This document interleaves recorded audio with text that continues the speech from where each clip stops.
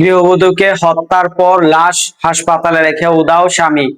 বরিশালের বাকেরগঞ্জ উপজেলার মোসাম্মত রিমা আক্তার মাহফুজা নামের এক গৃহবধূকে হত্যার অভিযোগ উঠেছে তার স্বামী ও শ্বশুর বাড়ির লোকজনের বিরুদ্ধে। এই ঘটনার পর থেকে অভিযুক্ত স্বামী জহিরুল ইসলাম ও তার পরিবারের সদস্যরা পলাতক রয়েছে বলে অভিযোগ উঠেছে। মঙ্গলবার 23 জুন বিকেল 4:30টার দিকে উপজেলার কবাই ইউনিয়নের 6 নম্বর ওয়ার্ডের লক্ষ্মীপাশা গ্রামে এই ঘটনাটি ঘটে। নিহত রিমা আক্তার মাহফুজার বাবা বাড়ির উপজেলার দুদল ইউনিয়নের 8 নম্বর ওয়ার্ডের সুন্দরকাঠি গ্রামে। তিনি মোহাম্মদ আমেজ গাজীর মেয়ে।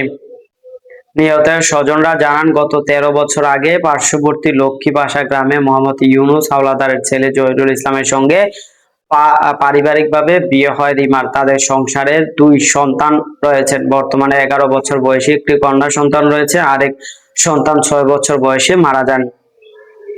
পরিবারের সদস্যরা অভিযোগ করেন, বিয়ের পর থেকেই যৌতুকের দাবিতে রিমার উপর শারীরিক ও মানসিক নির্যাতন হতো। ঘটনার দিন ব্যবসার জন্য বাবার বাড়ি থেকে 10 লক্ষ টাকা এনে দেওয়ার চাপ সৃষ্টি করে। এই নিয়ে স্বামীর শ্বশুর ও শাশুড়ি মিলে তাকে অমানবিক নির্যাতন করেন। এক পর্যায়ে তিনি অসচেতন হয়ে পড়লে মারা যান দাবি করে স্বজনরা।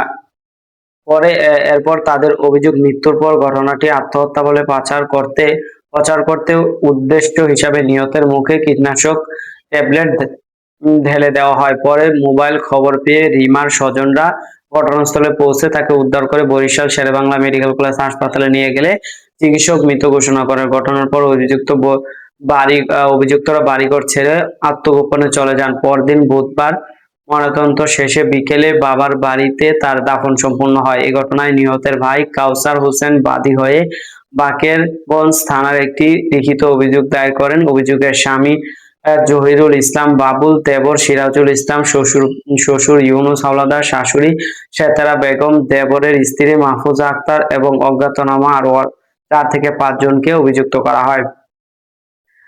দর্শক, সাবস্ক্রাইব করবেন, লাইক করবেন, শেয়ার করবেন, কমেন্ট করতে বলবেন না।